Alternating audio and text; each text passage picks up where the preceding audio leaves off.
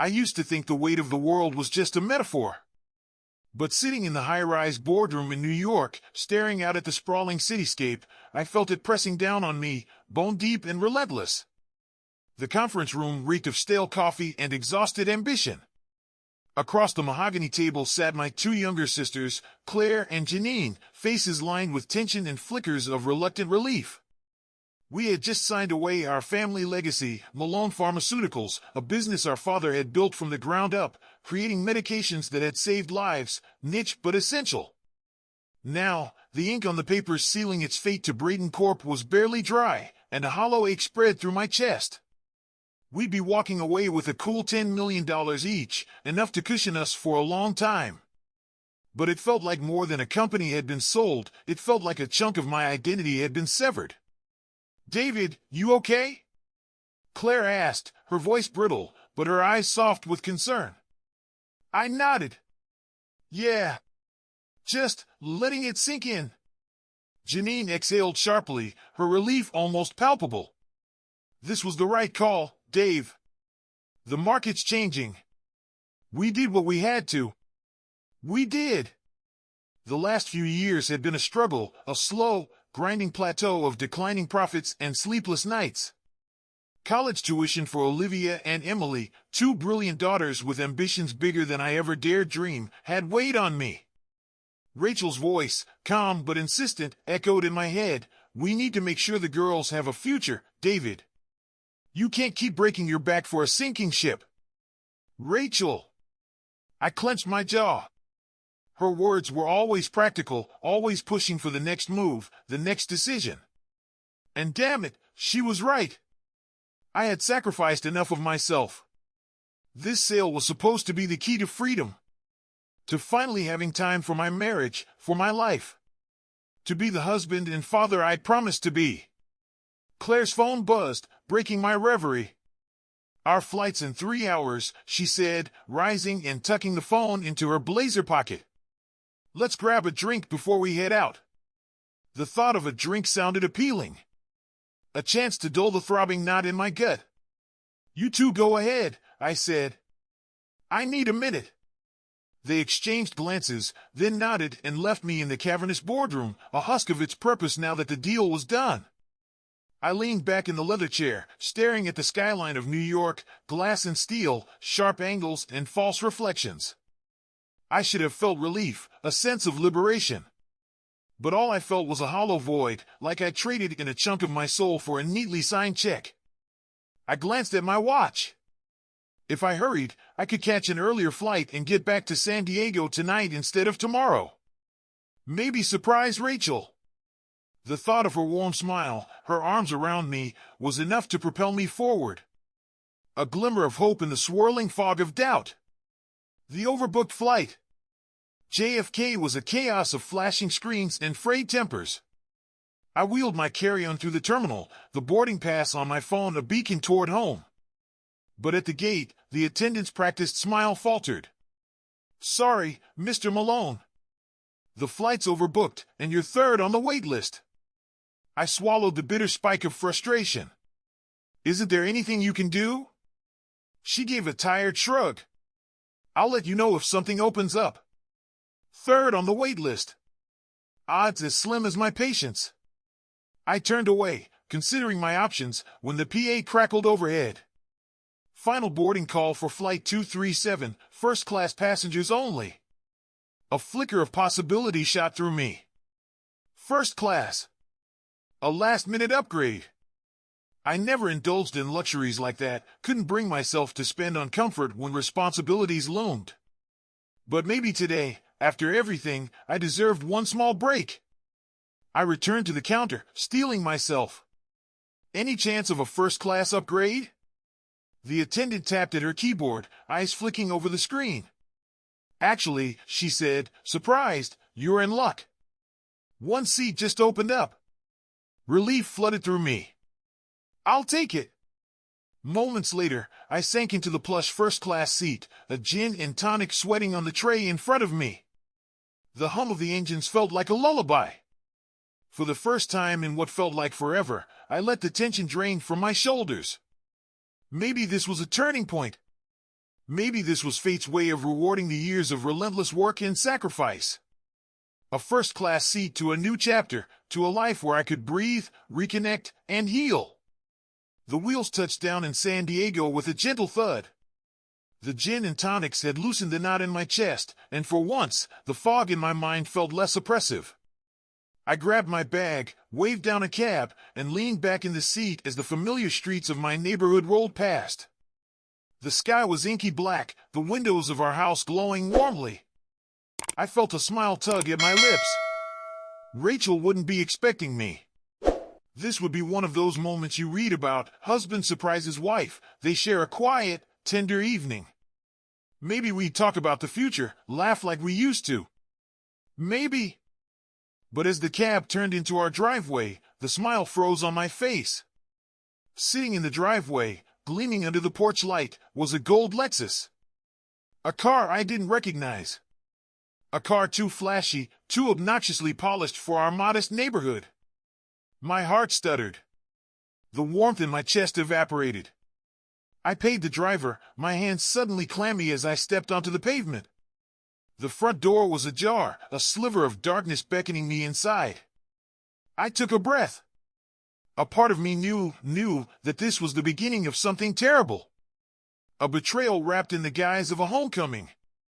But I pushed the door open anyway and walked inside. I stepped into the house, the familiar scent of lavender and pine-scented cleaner hitting me like a slap.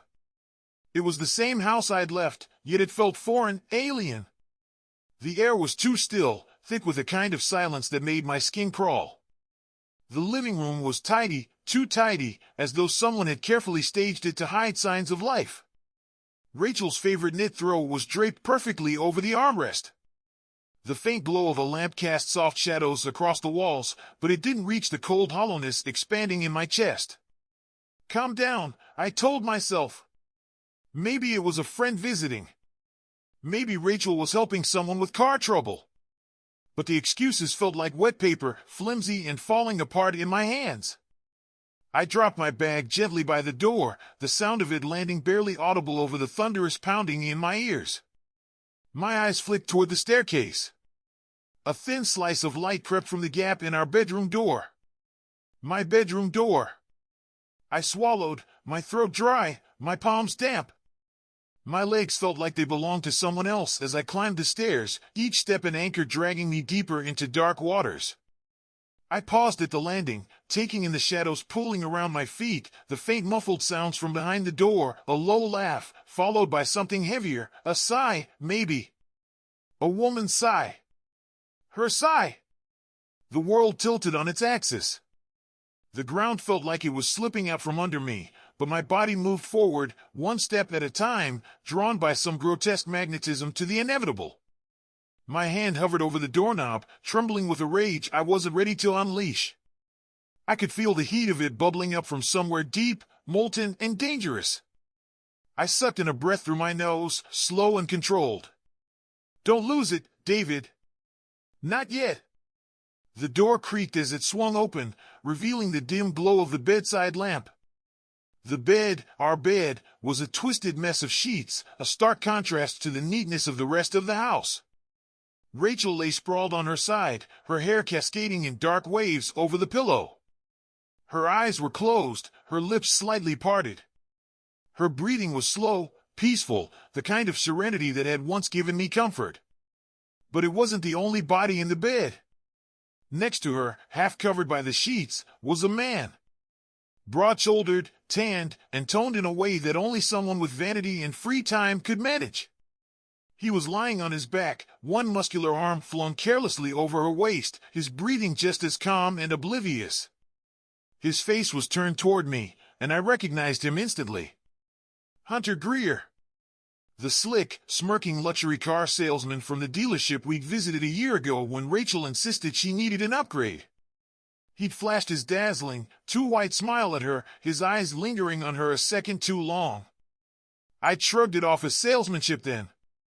Now I knew better. The room was suffocating, spinning around me as the betrayal I'd suspected but never fully allowed myself to believe coiled tighter around my throat. I took a step back, the floor creaking beneath me. Hunter's eyes flickered open, bleary and unfocused. He squinted, confusion clouding his features before dawning horror washed over his face like a wave. "Who?" he croaked, his voice gravelly. Then recognition hit. "David," he whispered.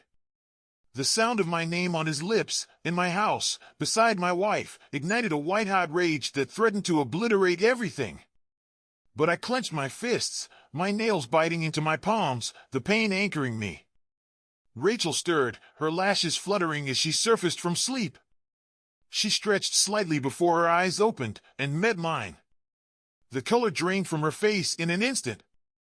Her mouth opened, a strangled gasp escaping. "David!" I didn't stay to hear whatever excuse or lie she was scrambling to piece together. The script didn't matter anymore. I'd seen everything I needed to see. Without a word, I turned on my heel and walked out, my legs moving faster as I descended the stairs. My chest felt tight, like a steel band was constricting around it, but my mind was a razor-sharp blur of clarity. I needed air. I needed to think. The cool night air hit me like a slap as I burst through the front door. My breath came in short, ragged bursts. My vision tunneled as I stumbled down the driveway, past the gleaming gold Lexus that suddenly felt like a grotesque monument to my humiliation.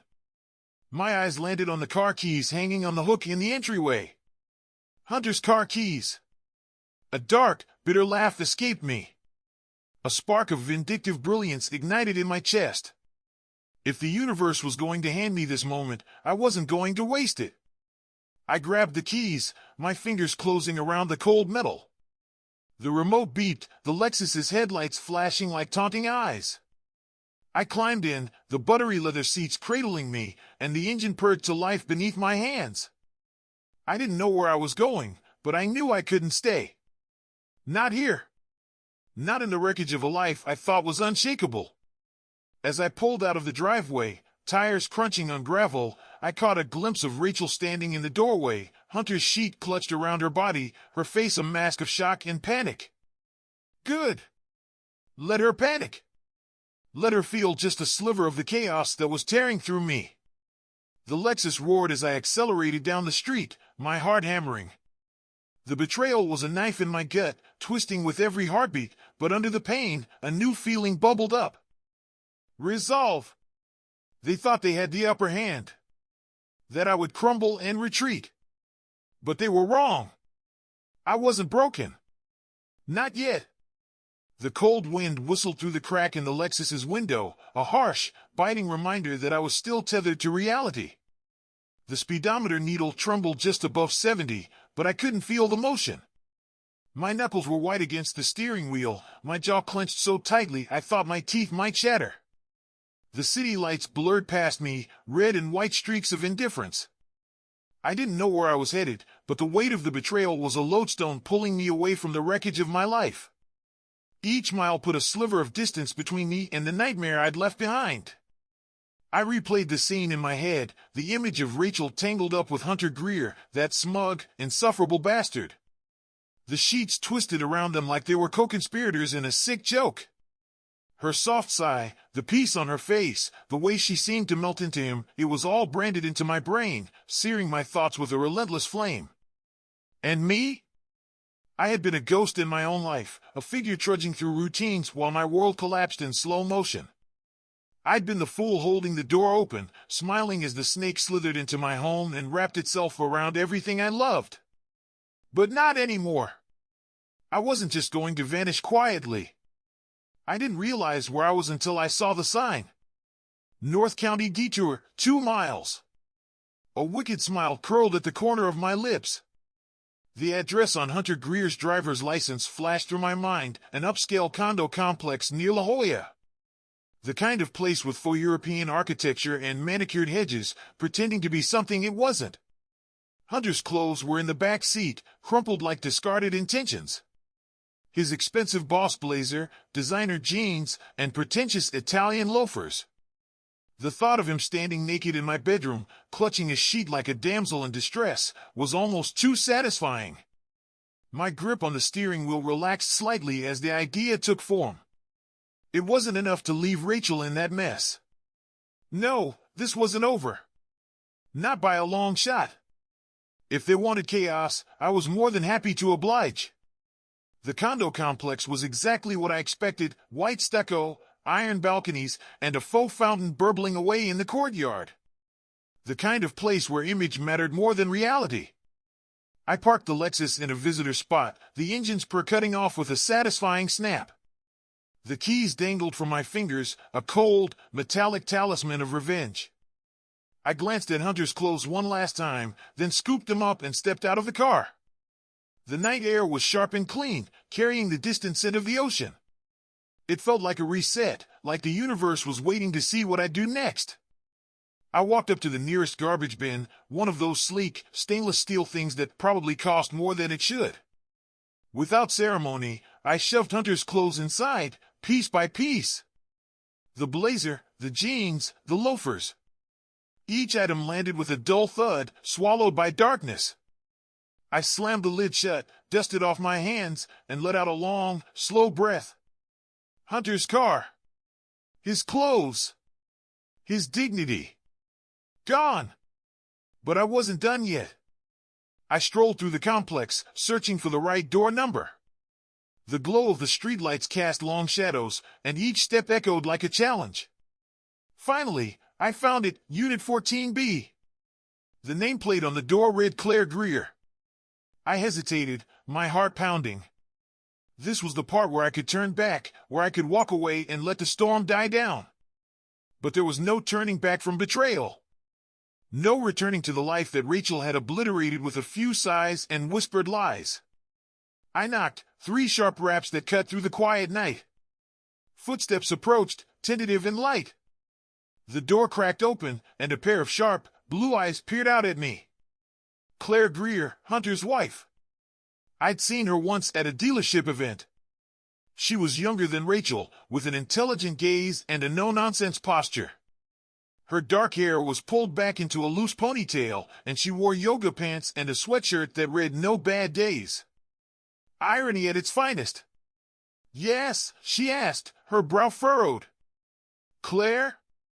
I said, keeping my voice steady. "My name is David Malone. I think we have something in common." She blinked, confusion flickering into guarded suspicion. "I'm sorry. Do I know you?" "No, but I know your husband." I let the words hang, watching as her expression shifted, the gears turning in her mind. Her eyes narrowed. "Hunter?" I nodded. "And my wife, Rachel." A beat of silence. Her eyes searched mine, and I could see it, the flicker of realization, the shadow of betrayal that was as familiar to her as it was to me now. "Shit," she whispered, her voice breaking. "Yeah," I said softly. "Shit." Claire stepped back, opening the door wide. I entered the condo, the scent of lavender and something faintly citrusy greeting me. The living room was neat, a few stray toys in the corners suggesting a child's presence, though none were in sight. "Sit," she said, gesturing to the couch. Her voice was firm, but I could see the tremor in her hands. "Tell me everything." I did.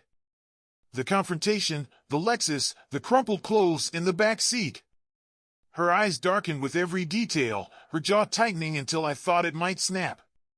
When I finished, she leaned back, staring at the ceiling. A bitter laugh escaped her lips. I knew something was off. He's been working late more and more. I thought I was paranoid. I nodded. "You're not." She turned to me, her eyes glinting with something hard and dangerous. "What do we do now?" The weight of her question settled between us. The options were clear. We could confront them, scream, rage, demand explanations that would never satisfy. Or we could do something better. Something they wouldn't expect. A slow, dark smile crept across my face. We hit them where it hurts. Let's make them regret thinking we were blind. Claire's smile mirrored mine. A fierce, wounded grin. "I'm in." In that moment, the betrayal that had shattered my life took on a new shape. I wasn't alone in this wreckage. And with Claire beside me, we were about to turn the tables on the people who thought they'd outsmarted us. Hunter and Rachel had no idea what was coming. Claire's eyes were mirrors of my own pain, sharp, wounded, and steeling themselves against the raw ache of betrayal. Sitting across from her in her tidy living room, I realized how strange it was that devastation could form alliances. We were strangers just hours ago, and yet here we were, bound by the same ugly truth. She took a steadying breath, brushing a stray lock of dark hair behind her ear. Her voice was brittle. "You know, I always thought I'd be the one to leave first. I didn't think I'd be the one left behind." I nodded, the weight of her words hitting home. "Yeah. Same here." A silence stretched between us, not awkward, but charged. Two people on the edge of their worlds, trying to figure out how to push back against the wrecking ball that had swung through their lives. Finally, she spoke again. "So, what do we do? Confront them? Drag their sorry asses through the mud?" I considered it, the thought of a confrontation gnawing at the edges of my mind. Rachel's face, painted with guilt and panic, her lies fumbling and falling apart. The temptation was there, primal and hungry. But something deeper, colder, took root instead. "No," I said, my voice low and measured. "That's what they'd expect. And they'd spin it. Make us look like the crazy ones, the ones who couldn't handle the truth." Claire's jaw tightened. "You're right. Hunter's a salesman, he could talk a priest into buying sin." I exhaled slowly, the ember of an idea flaring in my mind. "We don't confront them. We outmaneuver them." She tilted her head, curiosity sparking in her eyes. "Go on." I leaned forward, my voice gaining a dark edge. "We let them dig their own graves. Make them think they're in control while we dismantle their lives piece by piece." Her lips curled into a wicked smile. I liked the sound of that. We spent the next hour piecing together the puzzle, two minds working in tandem, fueled by adrenaline and a thirst for justice. The plan formed slowly, each layer deliberate and meticulous. First, we would hit them where it hurt the most, their sense of security, their fragile egos, the carefully curated images they held of themselves. We wouldn't just expose the affair, we'd make it impossible for them to escape the consequences. Claire's eyes gleamed as she laid out her part. "Hunter's finances are a mess. He's living on commission and credit. If I freeze our joint accounts, he'll be up to his neck in debt within a week." I nodded. "Rachel's been siphoning money from our savings for months. I'll lock down everything she has access to. By the time she realizes what's happened, she won't have a dime." Claire's smile was cold. "We make them panic. Then, we let them think they've been robbed." I leaned back, my mind racing. What if we make it look like Hunter's been targeted? A theft gone wrong. His car's already in my possession. We can plant the idea that someone's after him. Her eyes sparkled with excitement. "I'll report his car stolen tonight. Tell the police I saw suspicious activity in the neighborhood. They'll be on alert. And when Hunter shows up in someone else's clothes, driving a different car, they'll think he's the thief." The pieces were falling into place, a delicate web of misdirection and sabotage. We weren't just going to expose them, we were going to let them destroy each other. I looked at Claire, her face set in determined lines. "Are you sure about this?" Her eyes met mine, fierce and unwavering. "Absolutely. They chose this path. We're just clearing the way." As I stood to leave, Claire paused, her hand on the doorknob. "David?" "Yeah?" Her voice softened. "We'll get through this. We might be broken now, but we're not finished." I swallowed hard, the truth of her words settling into my bones. "Yeah. We're not finished." She opened the door, and the cold night air rushed in, a reminder of the chaos that was about to unfold. I stepped out, the Lexus keys heavy in my pocket, the weight of revenge settling comfortably on my shoulders. The night felt different now, charged with purpose. The betrayal still throbbed like an open wound, but beneath it, something new pulsed, a resolve, a refusal to be the victim. As I drove away from Claire's condo, the city lights blurred around me, and for the first time in days, I felt a sliver of clarity. We were setting the trap, and the rats were already inside. They just didn't know it yet. Morning in San Diego dawned bright and clear, the kind of picturesque start to a day that mocked the storm brewing beneath the surface of my life. The sunlight streamed through the windows of the cheap motel room I checked into late last night after leaving Claire's. The thin curtains did little to keep out the glare, but it didn't matter, I hadn't slept much anyway. I sat on the edge of the bed, staring at my phone. My thumb hovered over the screen, itching to scroll through messages that weren't there. I resisted the urge to call Rachel. There was nothing left to say, and besides, the wheels were already in motion. The trap was set. A buzzing vibration startled me. Claire's name flashed on the screen. I took a deep breath and answered. "It's done," she said, her voice clipped and efficient. "I filed the stolen car report last night. The police are keeping an eye out." "Good," I replied. "Any word from Hunter?" A bitter laugh crackled through the phone. "Not yet, but I left a message for him to call me ASAP. I can't wait to hear his excuse when he finds out his car is missing and the cops are looking for a suspect." The edge in her voice mirrored the anger bubbling just beneath my skin. We were both strung tight, holding onto the frayed threads of our sanity. I glanced at my watch. Rachel's probably just waking up. She's going to realize the car and Hunter's clothes are gone. Claire's smile was almost audible. "Let's hope they have a fun morning." Across town, at what used to be my home, Rachel's scream pierced the morning air. "Hunter! Hunter, wake up! Your car, it's gone!" Hunter bolted upright, his face a mask of confusion and hangover-induced fog. "What?" He rubbed his eyes, blinking at the bright sunlight pouring through the bedroom window. "Your car isn't in the driveway." Rachel's voice trembled, the panic clawing at the edges of her control. And your clothes? They're gone too." Hunter's face contorted, a slow, dawning horror settling over his features. He leapt out of bed, wearing nothing but a pair of my old gym shorts he'd found in the dresser. He raced to the window, yanking back the curtains and staring at the empty driveway where his flashy gold Lexus had been parked just hours before. "Oh shit," he muttered. "Oh shit." Rachel's eyes darted around the room. "You don't think someone broke in and stole your car, do you?" Hunter spun, his face pale. "We have to report this. Now. If my car's gone, that's grand theft." He grabbed his phone and dialed, his fingers shaking as he tried to explain to the police how his clothes and car had mysteriously vanished in the middle of the night. And just like that, the trap sprang shut.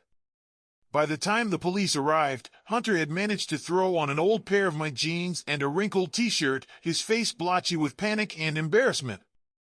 The officers listened as he rambled, his words spilling out in a jumbled mess. Rachel hovered nearby, arms crossed tightly over her chest, her face pale. Her eyes kept flicking toward the door, as though expecting me to walk through it any second. The lead officer, a no-nonsense woman with a sharp gaze, narrowed her eyes at Hunter. "Sir, you said your car was stolen, and your clothes are missing too?" "Yes," Hunter snapped. "That's what I've been saying. Someone broke in and took them." The officer's gaze lingered on the ill-fitting clothes. "You're wearing someone else's jeans right now, aren't you?" Hunter's jaw clenched. They're my friends. He, left them here." "And the car?" the officer pressed. "It was a gold Lexus," he said, his voice tight. "A 2021 model." The officer exchanged a glance with her partner. "We had a report last night about a gold Lexus being seen in a suspicious context over in La Jolla. We need to take you in for some questions." Hunter's face drained of all color. "Wait, what?" No, you don't understand." "Sir, calm down," the officer said firmly. "We just need to sort this out." Before Hunter could protest further, the officers moved in. One of them produced a pair of handcuffs, and a startled yelp escaped Rachel's lips. "David," she screamed suddenly, as though invoking my name would fix everything. "This has to be David." But I wasn't there to hear it. I was watching from a distance, parked just down the street, hidden behind the tinted windows of Claire's SUV. I watched as Hunter, humiliated and furious, was led out of my house in handcuffs, his face twisted in a mixture of confusion and rage. Rachel stood on the porch, barefoot and disheveled, her hands trembling as the reality of the situation sank in. Claire let out a low whistle beside me. "Wow! That went even better than I expected." I couldn't help the cold smile that spread across my face. They wanted chaos. Now they've got it. We drove away, leaving Rachel and Hunter to deal with the fallout of their own choices. My mind felt sharper, clearer, as though I'd carved away the fog of betrayal and replaced it with something steelier. Claire turned to me, her expression thoughtful. "You know, they're going to come after us for this." "Let them," I said. "We're ready." She nodded, a spark of determination in her eyes. "What now?" I took a deep breath, the scent of salt and fresh air filling my lungs. "Now we finish what we started." My phone buzzed, a message from Tina Wallace, my lawyer. Just 3 words, "Papers are ready." I met Claire's gaze, a sense of finality settling over me. "It's time to end this." She smiled, and for the first time in days, it wasn't bitter. "Let's do it." We weren't just two people clawing our way through betrayal anymore. We were survivors, architects of our own revenge. And we were just getting started. I parked outside Tina Wallace's office, my fingers drumming against the steering wheel, the rhythmic tap-tap-tap barely containing the storm swirling inside me. The sky was a muted gray, as if the universe itself had decided to go monochrome to match the cold reality I now lived in. I took a deep breath, the air sharp and bracing. This was it. The next step, the one that would sever the last fraying threads of my marriage to Rachel. A marriage that, despite all the pain and betrayal, still had moments I treasured. Moments that felt like a cruel joke now. My phone buzzed. A message from Claire. "Hunter's out. He's furious. Be careful." A bitter smile twisted my lips. "Oh, I'm counting on his fury." I tucked my phone back into my pocket and stepped out of the car. The glass door to Tina's office swung open with a mechanical chime, and I was greeted by the sterile scent of fresh paper and coffee. Tina's assistant, a poised young man named Marcus, gave me a nod. "Mr. Malone, she's ready for you." I walked into Tina's office, the walls lined with books and diplomas, a fortress of legal knowledge. Tina Wallace was a no-nonsense woman in her early 50s, with eyes that could dissect a lie in seconds. Her tailored suit was as sharp as her mind. She stood up and shook my hand. "David, sit." Her voice was firm but kind, a rare combination. I sank into the chair, my legs suddenly feeling like lead. She slid a thick stack of papers across her desk. "Everything's ready. Divorce petition, asset protection measures, and an affidavit detailing Rachel's infidelity and misuse of funds." I nodded, my throat dry. Seeing it all in black and white made it feel disturbingly real. The end of a life I thought I'd built on solid ground. Tina's gaze softened. "You're doing the right thing, David. This isn't about revenge. It's about protecting yourself." "Yeah," I said, the word brittle. "I know." She tapped the papers. "Sign these, and we'll file them today. Rachel will be served within the next 48 hours. I picked up the pen. The tip hovered over the paper for a second too long, a flicker of hesitation threatening to paralyze me. Then I thought of her, Rachel, and Hunter, their limbs tangled in my bed, in my house. The hesitation evaporated. I signed, each stroke of the pen a small act of liberation. 2 hours later, Rachel's voice trembled through the phone. "David, please. We need to talk." I had expected this. Her panic, her desperation to control the narrative before it spiraled further out of reach. And just like a good little husband, I agreed. "Meet me at the cafe on 6th and Pine," I said. "You know the one." There was a moment of silence, a subtle acknowledgement of what the cafe meant to us. It was where we'd had our first date, where I'd awkwardly spilled my coffee and she'd laughed, calling it charming. Now, it was just another setting for a conversation I never thought we'd have. I arrived early, the familiar clink of mugs and low hum of conversation an eerie backdrop to the turmoil boiling in my gut. I took a seat by the window, the cold metal of the chair grounding me.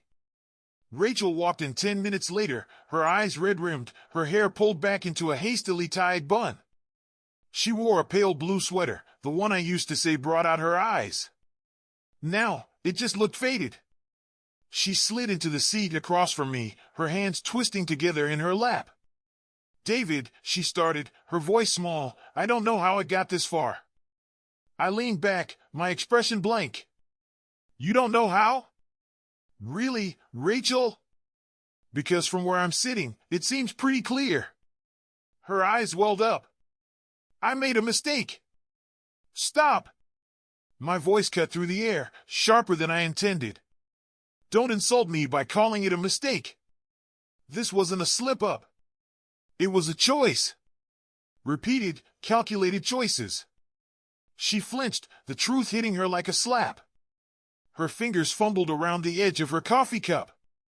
"I didn't mean to hurt you." I laughed, a hollow sound that tasted like ashes. "You didn't mean to hurt me?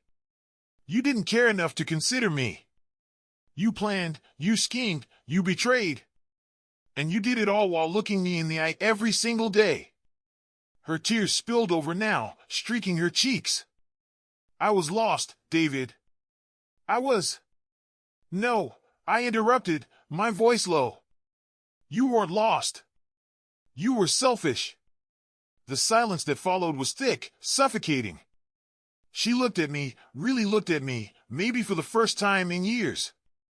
And in that gaze, I saw it, a flicker of recognition. She knew she'd destroyed something she could never rebuild. I leaned forward, my voice calm, icy. "You're going to be served with divorce papers soon. You won't get a set more than what you're entitled to, and that's not much, considering what you've been up to." Her eyes widened, panic flashing across her face. "David, please. We can fix this." I shook my head slowly. "No, Rachel. You broke this beyond repair." I stood up, leaving her there with her untouched coffee and her shattered delusions. As I walked out of the cafe, the cold air hit me, filling my lungs, clearing the last vestiges of doubt. That evening, I sat alone in my motel room, the city lights sprawling outside the window. The weight of the day pressed against me, but beneath it was something else, a fragile sense of relief.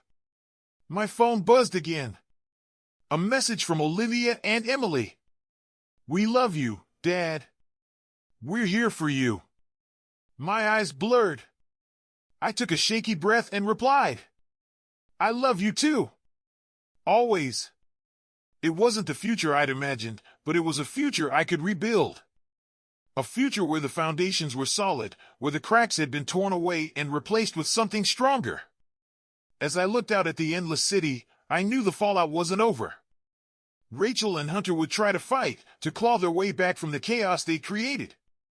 But I was ready. This was just the beginning of a new life. A life built on truth, on strength, on the unwavering belief that sometimes the worst betrayals can forge the strongest resolve. The warm aroma of coffee and freshly baked croissants filled the air, but the cozy cafe felt more like a courtroom. Olivia and Emily sat across from me, their identical brown eyes, Rachel's eyes, reflecting a cocktail of confusion, hurt, and fear. They were juniors at UCLA, home for the weekend under the pretense of a family brunch. But there was nothing family-like about what was about to go down. I stirred my coffee, my hand trembling ever so slightly. How do you tell your daughters that the life they thought was solid ground was really quicksand? That the mother they trusted, the woman who kissed them goodbye every morning and fussed over their exams, was living a double life? I took a deep breath. There was no easy way. Girls, I began, my voice low and careful, there's something we need to talk about. They exchanged glances, the same silent communication that only twins seem to master. Dad, you're scaring us, Emily said, her voice quivering. Olivia leaned forward, her jaw tight. Is Mom okay? Is Mom okay? I almost laughed, the bitterness catching in my throat. But I swallowed it down. They didn't deserve sarcasm. They deserved the truth. No, I said, my eyes burning. She's not. Or maybe, she's just not the person we thought she was. Their faces paled. Emily's fingers clenched around the edge of her napkin, twisting it like a lifeline. Olivia's eyes darted to mine, sharp and assessing, the future lawyer in her already piecing things together. Is she sick? Emily whispered. No, I said. She's not sick. But she's been dishonest. With me. With us. They froze, the world tilting beneath them. I saw the moment the gears in Olivia's mind clicked into place. She cheated on you, Olivia said, her voice flat, detached. A defense mechanism I knew well. Emily gasped, her hand flying to her mouth. What? No! Mom wouldn't. She did, I cut in softly. 4 months. Maybe years. I just found out. The silence that followed was suffocating. The cheerful clinking of plates and idle chatter from other diners felt like a cruel backdrop to my daughter's world crumbling apart.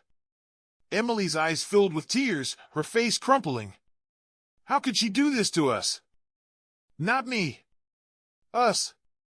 Because betrayal doesn't just fracture a marriage, it cracks the very foundation of a family. I reached across the table, my hand covering hers. I don't have an answer for that, sweetheart. I wish I did. Olivia's face was hard, her jaw set. What happens now? I sighed. We're getting a divorce. I've filed the papers. It's going to be messy, but I promise you both, I'll protect you. You don't have to choose sides. Emily sniffled, wiping her cheeks. But everything's going to change, isn't it? I nodded, my throat tight. Yes. But some things won't. I love you. Nothing she did can ever change that. The drive back to the house was a blur of strained silence. When we pulled into the driveway, the afternoon sun cast long shadows across the pavement. Olivia and Emily stepped out of the car, their bodies heavy with the weight of shattered illusions. Inside, the house felt hollow, the walls holding memories that now felt tainted. They sank onto the couch, their faces pale. Finally, Olivia spoke, her voice trembling with anger. We need to call her. Emily nodded, though fresh tears streaked her cheeks. Yeah. She needs to explain herself. I hesitated, every instinct in me screaming to protect them from the confrontation. But they deserved answers. Or at least, they deserved to demand them. I handed Emily my phone. She dialed Rachel's number with trembling fingers, putting the call on speaker. The line rang once, twice, then clicked. Hey, sweetie! Rachel's voice was artificially cheerful. How's brunch? The calm before the storm. Emily's voice shook. How could you do this to us? Silence. A gaping, awful silence. Emily? Rachel's voice faltered. What are you talking about? You know exactly what I'm talking about. Emily's voice cracked, her anguish raw and unfiltered. You cheated on Dad. You lied to us. Olivia's hands balled into fists, her voice cold and clear. We trusted you, Mom. We thought you loved us. How could you destroy our family like this? Girls, listen, Rachel began, her voice pleading. No! Olivia snapped. We are listening. And we're done with your lies. Emily sobbed quietly, her head in her hands. I don't even know who you are anymore. The line went silent again, Rachel's breath coming in shaky gasps. I'm still your mother, she whispered. I still love you. But the words were hollow, empty echoes of the woman they thought they knew. No, Mom, Olivia said. You're just someone we used to know. She ended the call, her hand shaking, and let the phone slip from her fingers onto the carpet. We sat in the silence, the air thick with grief and disbelief.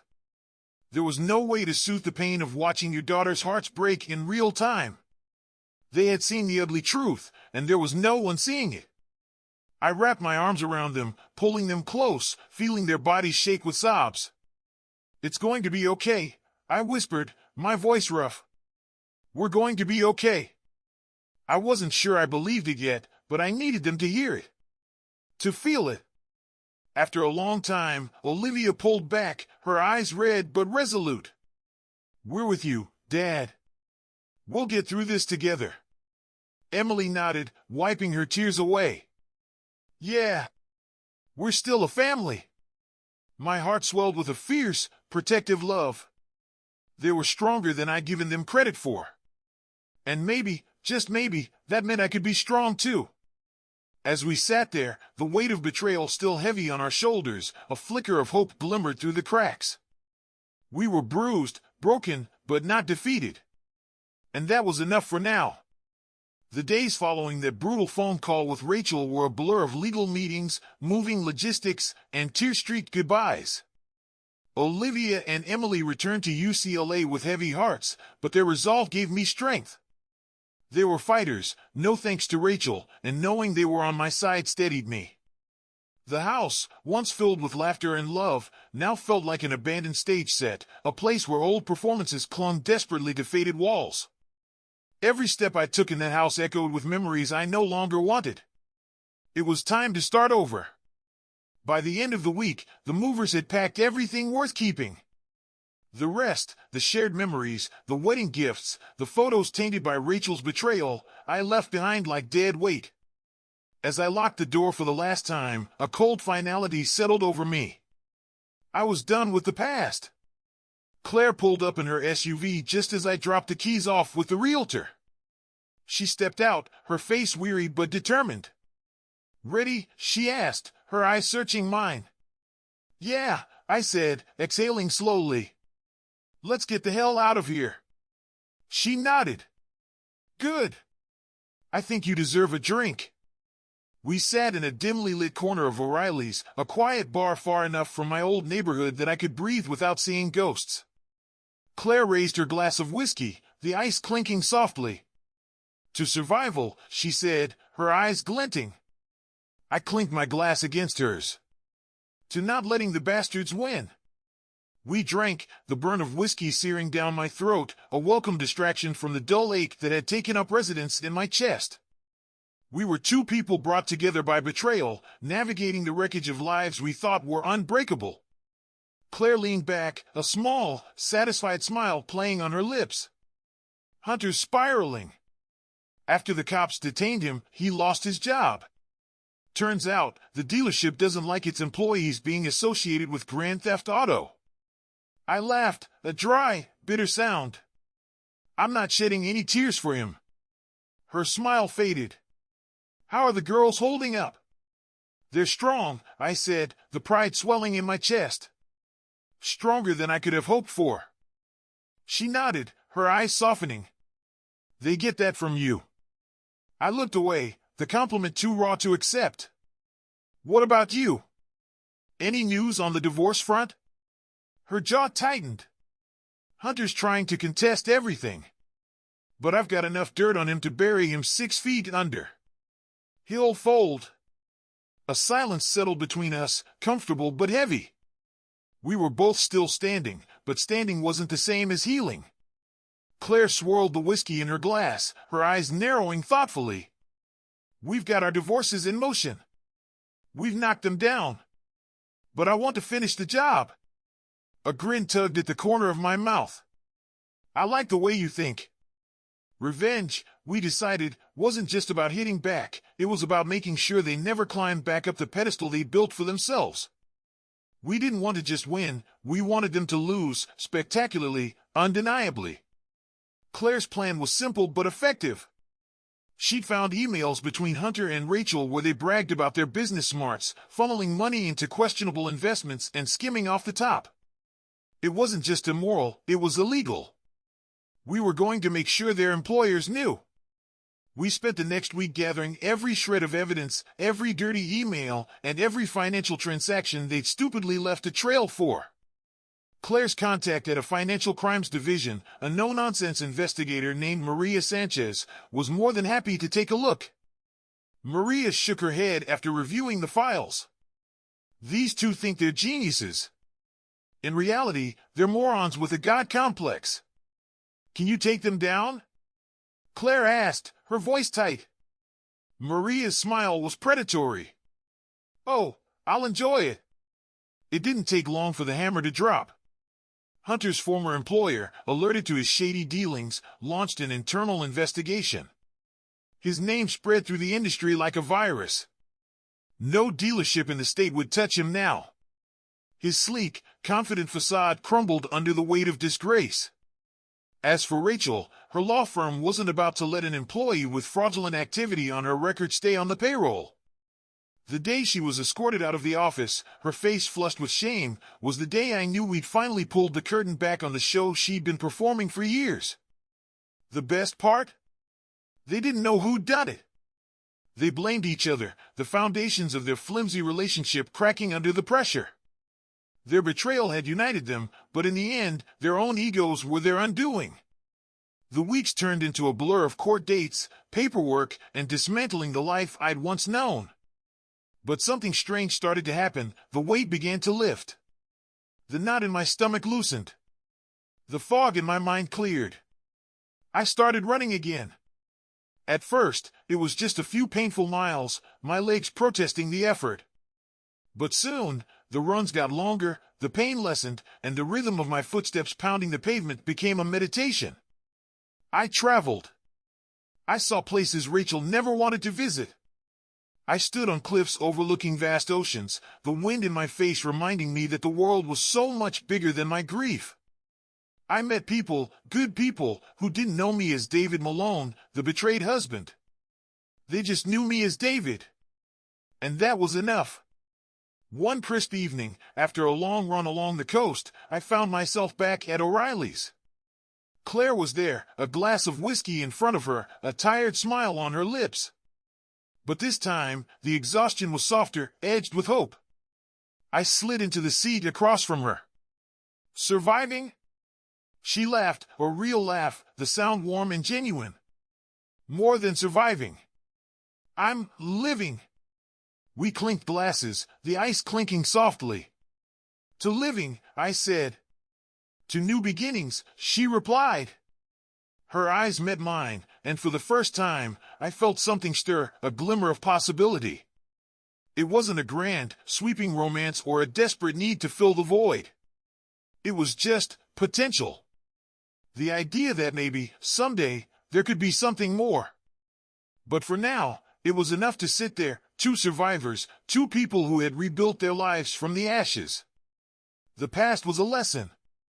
The future was unwritten. And I was ready for it. The sun hung low in the sky, casting a golden glow across the manicured lawn.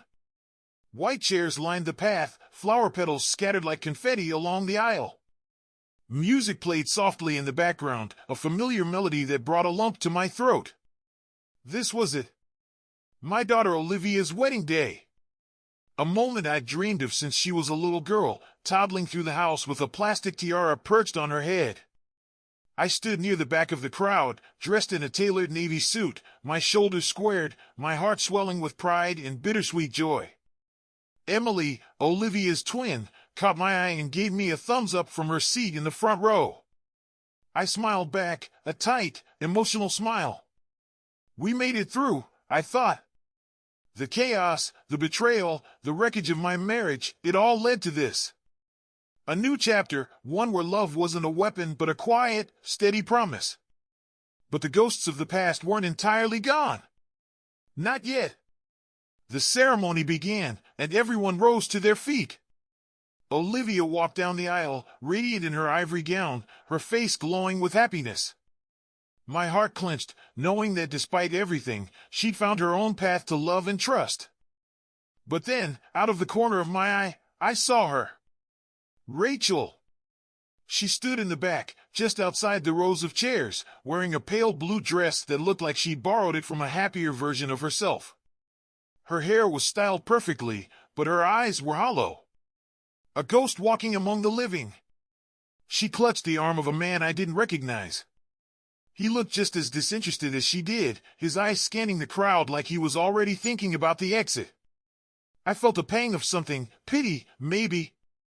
But it was fleeting.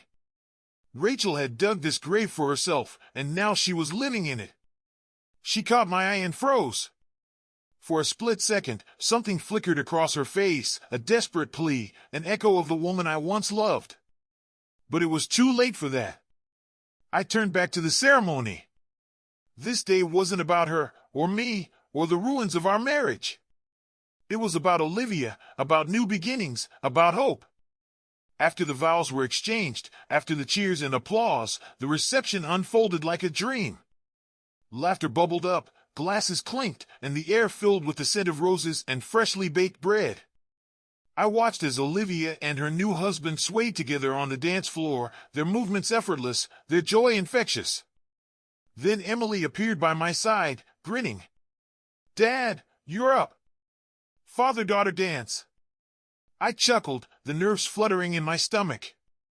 "Think I still remember how to dance?" She squeezed my hand. "You'll be fine." I stepped onto the dance floor, and Olivia turned to me, her eyes shining. "Ready, Dad?" I nodded, my throat tight. "More than ready." As the music started, I led her in a slow, gentle waltz. My little girl, now a grown woman, strong and resilient. She rested her head on my shoulder, and for a moment, everything else faded away. "I'm proud of you," I whispered. She squeezed my hand. "I'm proud of you, too, Dad. You showed us how to survive. How to keep going." My heart swelled, the ache of the past finally easing into something softer. Something manageable. I felt her presence before I saw her. Rachel stood at the edge of the dance floor, her arms crossed, eyes glistening. The man she'd arrived with was nowhere in sight, probably having abandoned her to her ghosts. She looked small, diminished. The confidence, the spark, all of it gone, like a flame snuffed out by her own choices. When the song ended, Olivia hugged me tight and went back to her husband's side. I turned to find Rachel still standing there. She took a hesitant step forward. "David." Her voice was thin, a shadow of the woman who used to command a room. I met her eyes, calm and steady. "Rachel." She swallowed, her gaze dropping to the floor. I just wanted to say I'm sorry." A cold breeze swept through the space between us. The words, once capable of undoing me, now felt hollow, meaningless. Too little, far too late. I nodded, my voice even. "I hope you find what you're looking for." Her face crumpled, tears welling up. She opened her mouth to say more, but the words seemed to fail her. After a moment, she turned and walked away, the weight of her choices pressing down on her shoulders. I watched her go, a strange sense of peace settling over me. The chapter was finally closed. The reckoning had come and gone, and I was still standing. As the evening wore on, I found myself standing by the edge of the dance floor, watching the people I loved celebrating, laughing, living. A warmth spread through my chest, a quiet joy I hadn't felt in years. Claire appeared beside me, her whiskey glass half full, her eyes sparkling. "You look like a man who's finally found some peace." I smiled, the weight in my chest finally lifting. "Maybe I have." She raised her glass. "To new beginnings." I clinked my glass against hers. "To new beginnings." We stood there, two people who'd weathered the storm, who'd clawed their way out of betrayal and heartbreak. The music swelled, the lights twinkled, and the future stretched out ahead, uncertain, but promising. I took a deep breath, feeling the world settle into place. I was ready for whatever came next.